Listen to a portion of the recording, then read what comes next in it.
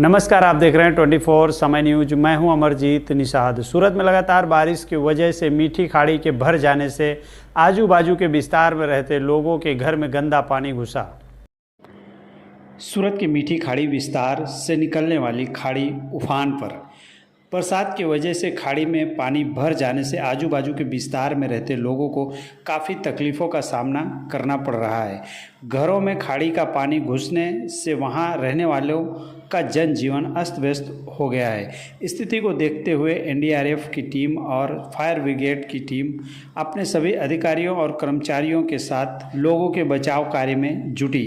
मिली जानकारी के अनुसार एक व्यक्ति की खाड़ी में डूब जाने की बात जानने को मिली है।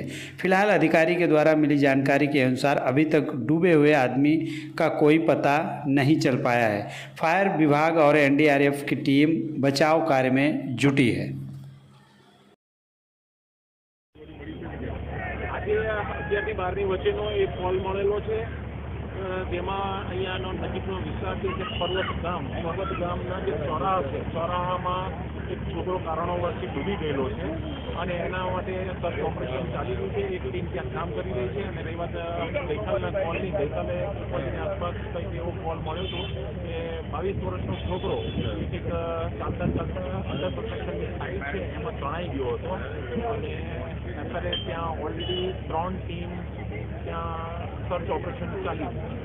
કોઈ ડેડ બોડી મળી છે ગઈકાલવાળી? નહીં મળી, હજુ સુધી નથી મળી શકે, પણ અમારો સંપૂર્ણ મરણનો પ્રયાસ ચાલુ છે। શું તકલીફો આવી રહી છે ત્યાં?